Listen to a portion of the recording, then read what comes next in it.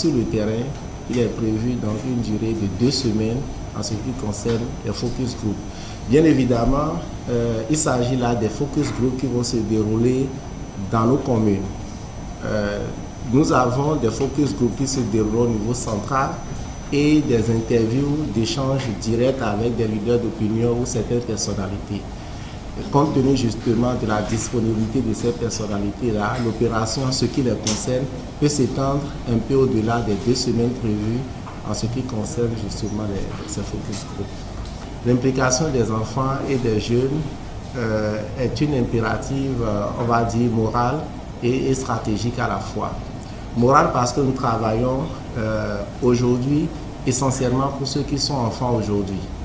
Et stratégique dans la mesure où la durabilité et la pérennisation des acquis de manière à ce que cette vision attendue ou espérée pour 2060 ne se réalise dépend fondamentalement de ceux qui sont enfants aujourd'hui. Figurez-vous qu'un jeune béninois de 15 ans, donc en 2025, où à l'AFIA 2025 va s'achever et où la vision pour laquelle nous travaillons va prendre son départ, un jeune de 15 ans en ce moment aura 50 ans en 2060.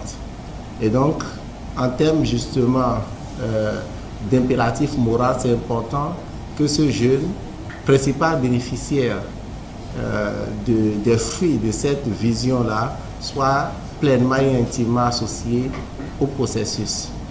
Stratégie, comme je l'ai dit, parce que la mise en œuvre de la plupart des actions, leur durabilité dépend de ces jeunes-là. Et donc, pour nous assurer de l'intégration, de l'inclusion pleine et totale des jeunes et des enfants dans le processus, il est envisagé au niveau local 4 focus group à raison de 25 participants par focus group. Mais sur ces 4 focus group que connaîtront chacune de nos communes, 2 focus group sont exclusivement réservés pour les enfants et pour les jeunes. Un focus group exclusivement réservé pour les enfants et les adolescents et un autre focus group exclusivement réservé pour les adolescents et les jeunes. En ce qui concerne la tranche d'âge, pour nous conformer aux prescriptions des enquêtes démographiques, nous allons aussi bien ce que nous considérons comme enfants à jeunes, ici, s'étale entre 10 ans et 24 ans. Et donc, si je dois être un peu plus explicite dans le découpage, globalement, les adolescents, c'est de 10 ans à 19 ans, dans une perception démographique du phénomène, et les jeunes, c'est de 15 ans à 24 ans, toujours dans une perception démographique. Donc, lorsque nous parlons d'enfants, de jeunes, nous allons couvrir cette palette d'âge qui part de 10 ans à 23 ans, ce qui concerne les focus group exclusivement réservés aux enfants et aux jeunes. C'est là pour nous une démarche pour nous assurer de ce que la voix des enfants et la voix des jeunes est pleinement entendue et enregistrée dans le cadre de ce processus-là. Une caractéristique fondamentale du processus, c'est celle donc de la large participation de l'inclusion, de manière à ce que nul ne soit laissé de côté. Et pour nous assurer de ce que nos compatriotes qui ne sont pas ou qui ne vivent pas à l'intérieur du territoire national participent pleinement à ce processus-là, puisqu'ils sont appelés d'une manière ou d'une autre à financer la réalisation des différents programmes et plans qui sont attendus ou qui vont découler de cette vision-là. Nous avons prévu les enquêtes en ligne.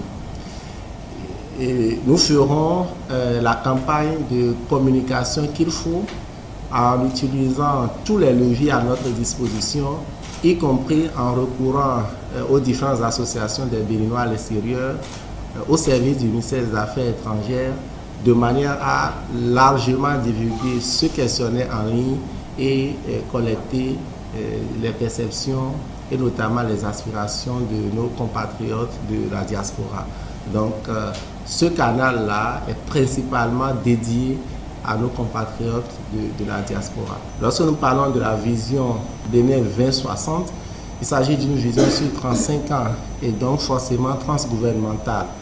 Il est important que dans sa construction, elle soit totalement dépourvue de toute influence partisane.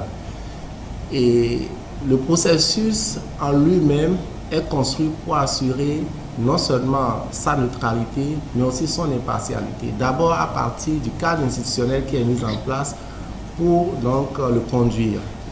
Quand nous regardons ce cadre institutionnel-là, il regroupe l'ensemble des composantes principales de notre société, c'est-à-dire le secteur public, le secteur privé, la société civile. Et quand je parle de la société civile, je parle des religieux, je parle des universitaires, je parle de toutes les confédérations syndicales de notre pays. Et donc, l'ensemble de ces composantes-là est mis, si vous voulez, à équidistance, de manière à ce qu'aucune de ces composantes-là n'ait un avantage aussi bien informationnel ou un avantage comparatif vis-à-vis de l'autre. Voilà déjà, en termes justement d'arrangement institutionnel, une façon justement de garantir la neutralité et l'impartialité du processus. Au-delà de ce point-là, le processus suppose donc la validation par étape de l'ensemble des instants. Et cette validation par étape suggère ce que nous appelons une validation nationale. Validation nationale qui va au-delà donc d'une validation technique qui, dans le cas d'espèce, regroupe pratiquement exclusivement les sachants donc de la chose. Et je dois ajouter que pour assurer aussi, disons, cette neutralité du processus-là, nous lançons ou nous venons de lancer une étape importante et décisive, celle de la collecte des perceptions et aspirations. Et les données qui seront issues de ces collectes-là viendront alimenter le diagnostic stratégique. Vous ne verrez aucun document de politique, je dis bien aucun document de politique qui appelle que le diagnostic stratégique voit l'engagement direct des populations dans sa construction. Aucun. Et donc, mais la construction de la vision 2060 dans son processus-là engage directement les populations dans la construction du diagnostic stratégique, du diagnostic du système donné. Ensuite, la construction des différents scénarios desquels vont émerger le scénario dominant qui sera celui de la vision 2060 et la vision 2060 elle-même viennent donc de ces perceptions-là qui viennent alimenter justement ce processus de construction des différents scénarios. Encore là, cela sous-entend qu'il ne s'agit pas d'une production qui vient exclusivement des cas techniques, mais c'est une production qui est alimentée par ces données-là qui seront collectées sur le terrain. Alors, l'agenda de construction de la vision 2060 nous renvoie à fin premier semestre 2025 pour espérer donc avoir cette loi portant vision 2060 du Bénin votée par le Parlement. Donc l'ensemble de l'exercice que nous sommes en train de faire est appelé à connaître son épilogue autour de fin juin 2025.